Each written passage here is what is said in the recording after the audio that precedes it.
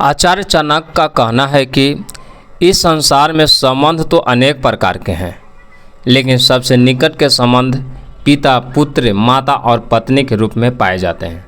अतः यह कहा जा सकता है कि माता पिता की सेवा न करने वाली संतान को संतान कहना व्यर्थ है।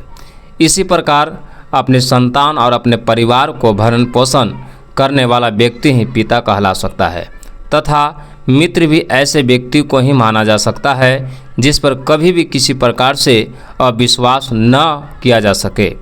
अपने अनुकूल आचरण से पति को सुख देने वाली नारी ही सच्चे अर्थों में पत्नी कहला सकती है।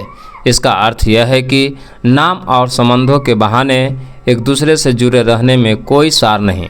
संबंधों की वास्तविकता तो तभी है जब सब अपने कर्तव्य का पालन करते हुए एक दूसरे को सुखी बनाने का प्रयत्न करें।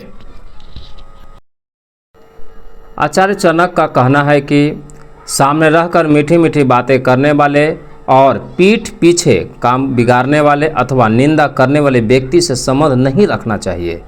सच्चा मित्र तो वह होता है जो मुंह पर खरी खोटी बात सुना दे, परंतु पीठ पीछे न तो मित्र की बुराई करे, न उसका काम बिगड़ने दे और न उसकी बुराई सुने।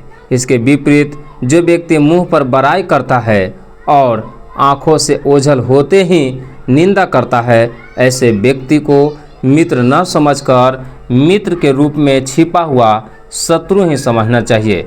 वह तो उसी प्रकार त्यागने योग्य है जिस प्रकार विष से भरे हुए घड़े के मुख पर दूध रूपी अमृत के होने पर भी उसे फेंक देते हैं। ऐसे ही मित्रों को पीठ में छुरा घोंपने वाला कहा जाता है। जो व्यक्ति ऐसे मित्र पर विश्वास करता है उसकी मृत्यु उसी प्रकार हो जाएगी जैसे विष से भरे हुए घड़े के मुख पर थोड़ा सा दूध देकर उसको मुख से लगाने वाले की होती है। आचार्य चाणक्य का कहना है कि बेकार के मित्रों पर तो विश्वास करना ही नहीं चाहिए, मगर आप जिसे सच्चा मित्र समझते हैं उसे भी बहुत सोच समझकर अपना राज देना अथवा उसके साथ व्यवहार करना चाहिए, क्योंकि इस बात की आशंका बनी रहती है कि वह किसी बात से गुस्सा होकर सारा भेद न उगल दे।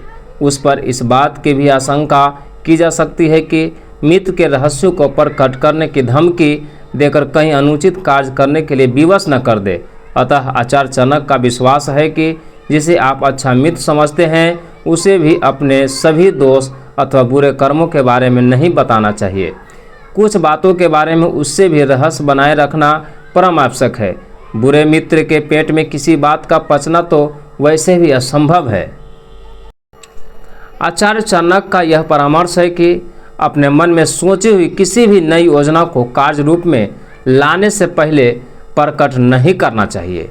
योजना पर अमल करने से पहले उसे यत्नपूर्वक छिपा कर रखना ही योजना बनाने वाले के हित में होता है।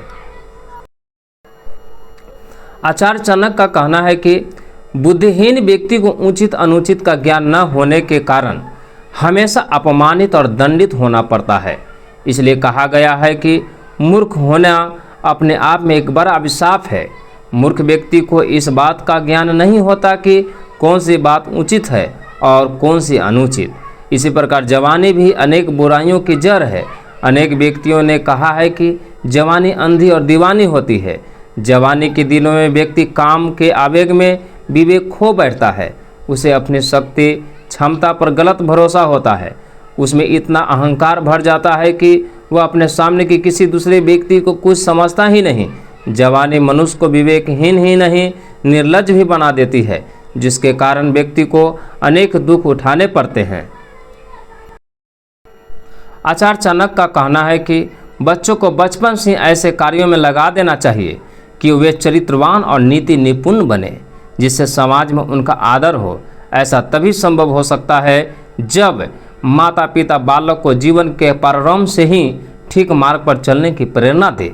इसके विपरीत यदि उन्होंने बालक को लाड़ प्यार में बिगाड़ दिया तो बचपन में बिगड़ा उसका स्वभाव आगे चलकर नहीं बदल सकेगा।